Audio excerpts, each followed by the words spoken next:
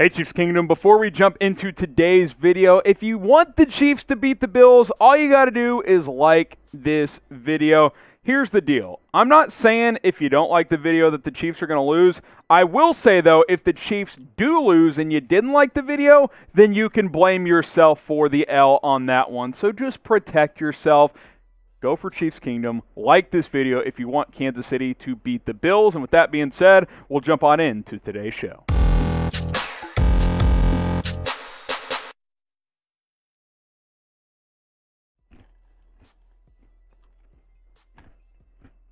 Don't mind me, Chiefs Kingdom, just enjoying some Magic Spoon. Hang on one second. This cereal is fantastic. It's healthy. I keep talking about it. I can't even get into my video on time because of it. Get $5 off at magicspoon.com/Chiefs.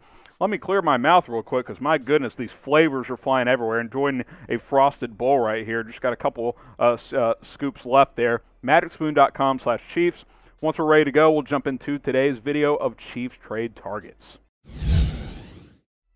Gotta love some Magic Spoon cereal. All right, let's jump on into today's video. Kansas City Chiefs trade targets, and I'm focusing on the defensive side of the ball because, well, that's where all the issues lie in Kansas City.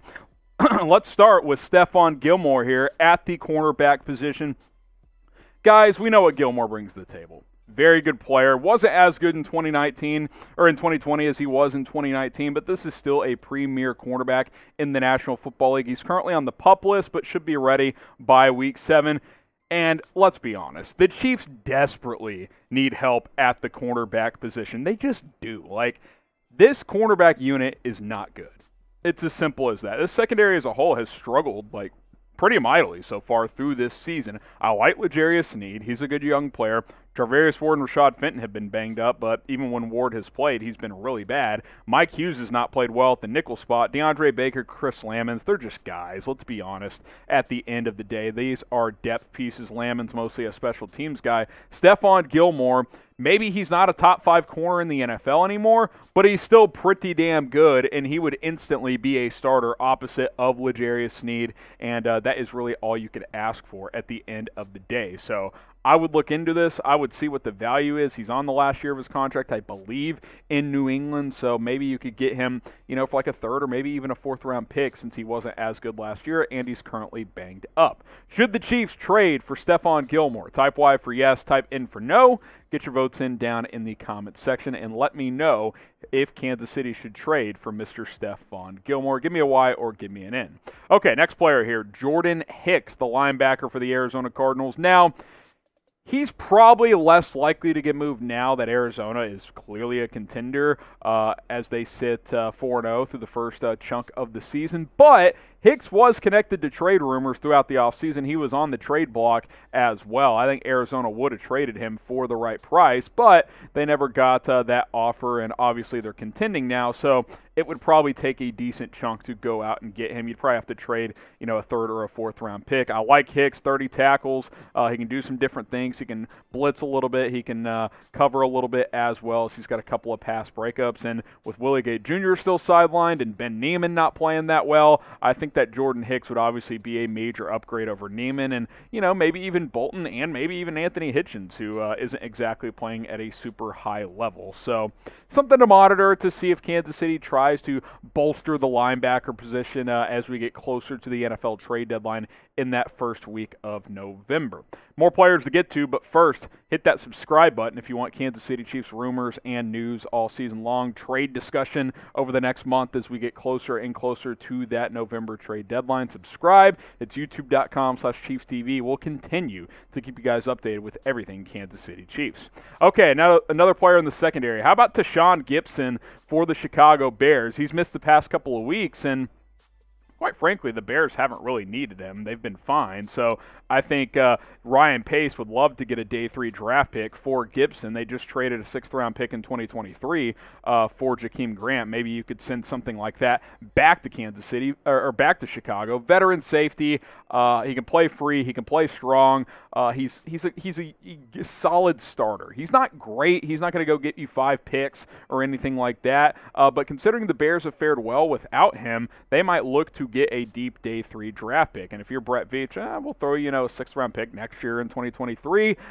Bring in a guy who has a lot of experience. You could line him up next up to Tyrann Mathiue, because Dan Sorensen hadn't played that well this year, and they don't trust Juan Thornhill. So I think you could certainly go out and get a safety if you wanted to do that.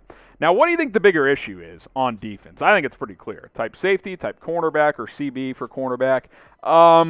I think it's corner. Like, L'Jarius Sneed's a good player, but he's the only good corner on this roster right now. I still like Rashad Fenton, but if the Chiefs aren't playing him, obviously he's been concussed, but they don't play him for a reason. That tells me that they're not very high on him. So I'm going to type my CB. Let me know what you think is the bigger issue on this defense. Magic Spoon is never an issue. In fact, it's a solution if you want to get your day started the right way with your breakfast. I was eating that frosted cereal, flavored cereal earlier. They use natural flavors. Tons of different ones available. Plus, the protein benefits are absolutely fantastic. 13 grams of protein, 0 grams of sugar, only 4 grams of net carbs. Get some Magic Spoon cereal today. I love the frosted flavor, but I'm a big fan of the cocoa, the peanut butter as well. High in protein, low in carbs, delicious, and most importantly, 0 grams of sugar, whereas most cereals have 10 plus grams of sugar per serving. Get $5 off. It's magicspoon.com/Chiefs. We'll have a link down in the comments and in the description. Okay, Christian Kirksey next up here, the linebacker, who's bounced around but is now with the Houston Texans. I think Houston is a team that could shelf off a lot of their defensive talent to try and load up on draft picks, because let's be honest, Houston, they got a problem. I would like Kirksey in Kansas City, kind of like we mentioned with Hicks earlier. You could upgrade at linebacker. Texans are going to be sellers, so I think that there is opportunities to scoop some of their veteran talent. We'll talk about another Texan coming up here in just a second, but you look at Kirksey, he flies around, he's good in coverage, he's got a pick this year, he can do a little bit of everything for you. Him and Jordan Hicks are very similar players, kind of rangy linebackers that cover pretty well, which is very valuable to try and slow down these spread offenses that we see littered throughout the National Football League. So I'm keeping an eye on the linebacker position. Kirksey and Hicks are a couple of players that could become available heading into the NFL trade deadline. Who would you rather have? Type JH for Jordan Hicks, type CK for Christian Kirksey. Pick a linebacker that you would like to trade for before the NFL trade deadline. Okay, and finally, we mentioned it would be another Houston Texan, Whitney Mercilus, who I think we've talked about briefly before here on the channel. Veteran edge rusher, can play outside linebacker or defensive end depending on the scheme. He's got 3 sacks in 4 games this year, guys. He's getting after the quarterback very, very well for Houston. Now, he's not much of a run stopper, but I think in clear passing downs, he could give you some value as a pass rusher, and this pass rush hasn't been very good for Kansas City. Chris Jones has been inconsistent. Frank Clark has had issues staying healthy.